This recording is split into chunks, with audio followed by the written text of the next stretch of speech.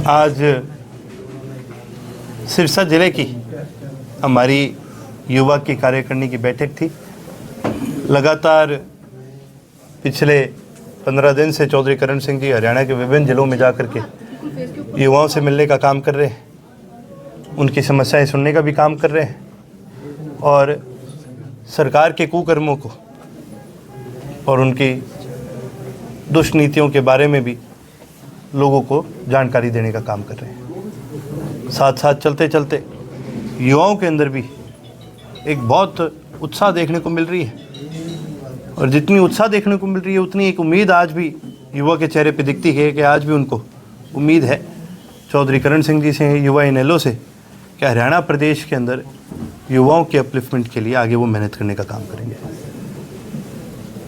आज की मीटिंग में क्या आगे अर्जुन, गांव-गांव आप जा रहे हो, क्या मुद्दे निकल के आ रहे हैं? क्योंकि 1 साल सरकार को हो चुका है, तीसरी टेन्योर है बीजेपी। देखिए जी, जब युवा की बात करते हैं तो प्रदेश में एक मुद्दा है और वो साफ है। वो सबसे बड़ा मुद्दा जो है वो रोज़गार का है।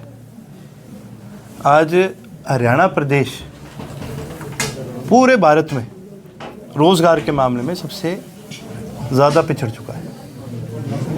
आज हमारे प्रदेश में ना ही कोई बड़ा उद्योग रहा, ना ही हमारे प्रदेश में जो सरकारी मूलभूत सुविधाएं हैं वो तकात लोगों को प्राप्त करवाई जा रही।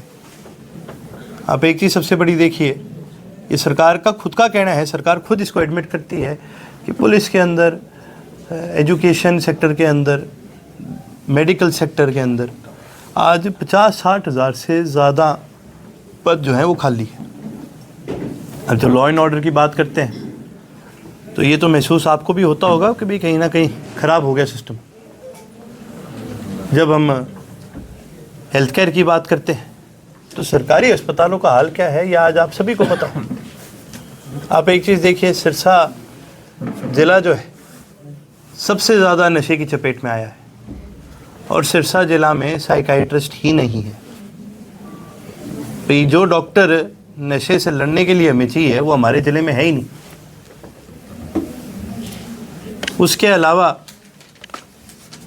कितने ऐसे मौके हैं युवा को रोज़गार देने के जो आज हमारा प्रदेश गंवा चुका है। सूरजकुंड का मेला जब शुरू करा गया था वो हरियाणा की स्मॉल स्केल इंडस्ट्रीज़ को बढ़ाने के लिए किया गया था। आज हरियाणा की स्मॉल स्केल इंडस्ट्रीज़ ख़त्म हो चुकी है।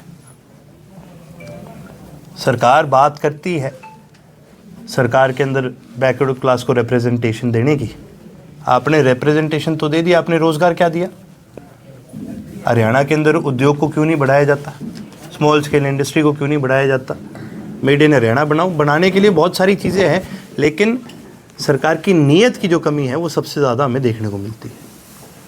युवाओं की बात करते हैं, अभी ताज़ा मामला है, यूजीसी के नियमों में परिवर्तन किया गया है। प्रत्येक यूनिवर्सिटी कॉलेज में इक्विटी कमेटी बनाने के बताया गया है। आप क्या मानते हैं, कैसा मानते हैं इस निर्णय को? देखिए जी, ये कुछ नहीं है, ये केवल सरकार की यूनिवर्सिटीज़ के अंदर इंटरफेरेंस है। किस प्रकार से हरियाणा की, और केवल हरियाणा की नहीं, ये तो आपने भी देखा है पूरे देश भर के अंदर यूनिवर्सिटीज़ का किस प्रकार से आरएसएसकरण किया जाए, इन सारी चीज़ों को ध्यान में रखते हुए ये पॉलिसीज़ बनाई जाती हैं। आज पूरे प्रदेश के अंदर कोई ऐसी सरकारी यूनिवर्सिटी नहीं बची है। देखिए, यूनिवर्सिटीज़ हैं बच्चों को एजुकेशन देने के लिए, लेकिन सरकार ने इनको प्रोपेगेंडा की मशीन बनाने का काम कर दिया।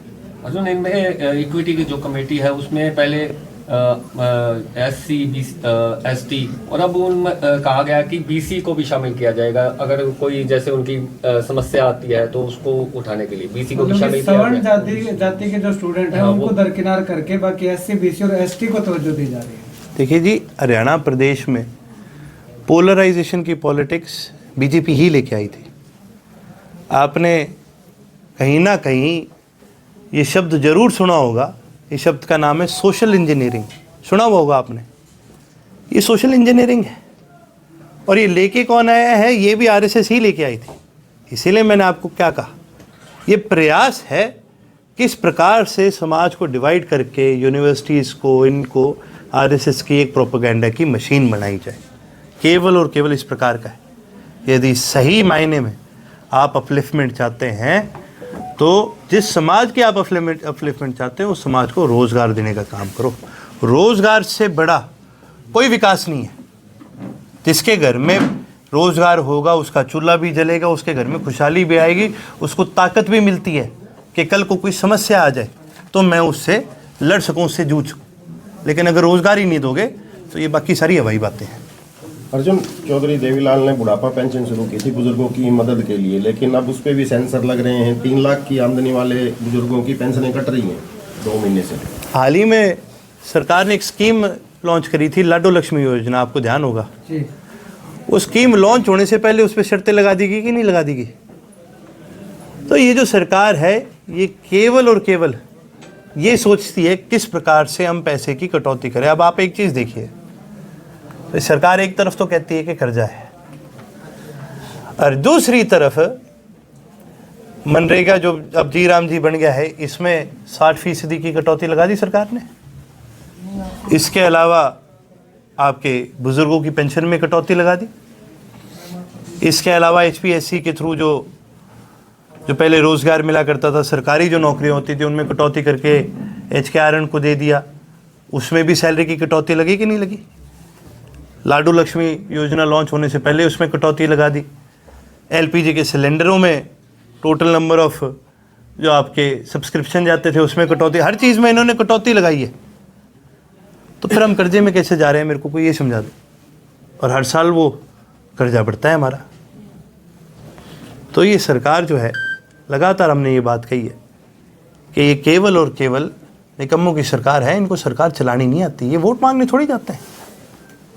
बीजेपी के अंदर कौन मंत्री बनेगा, कौन मुख्यमंत्री बनेगा, यह आपकी काबिलियत पर निर्भर नहीं करता, आपकी जाति पर, आपकी जनगणना पर, इन चीज़ों पर निर्भर करता है। आपके RSS बैकग्राउंड का ये निर्भर करता है। तो अगर आपकी लॉटरी लग गई, अगर आप कोटे में आ गए, आप पता नहीं क्या बना देंगे आपको। और जे आप कोटे में ना फिट बैठो तो फिर आपकी टाड़ है। अडवाणी जी सारी उम्र लड़ते गए बीजेपी को जहाँ खड़ी है वहाँ खड़े करने में, लेकिन उनकी जो जनगणना के अंदर जो गिनती होती थी वो कम में आती थी, तो कभी उनको मौका नहीं दिया। बीजेपी केवल और केवल समाज को बांटने की एक मशीन है और कुछ नहीं है। अभी 9, 19 और 29 का आपने एक गणित बैठाया था, तो 29 में उस हिसाब से कैसे गणित बैठता है इन लोगों का? गणित 2 तरीकों से बैठता है। एक वो गणित होता है जो कागजों पे लिखा जाता है, दफ्तरों में बनाया जाता है और कई बड़े बड़े लोग जो हैं वो बैठ के सोच लेते हैं। और दूसरा गणित है जननायक चौधरी देवीलाल वाला गणित, 1 से जोड़ो 1 और लगे रहो। तो हम दूसरे वाले गणित में विश्वास रखते हैं, जुड़ जाता है, ऐसी बड़ी बात नहीं है।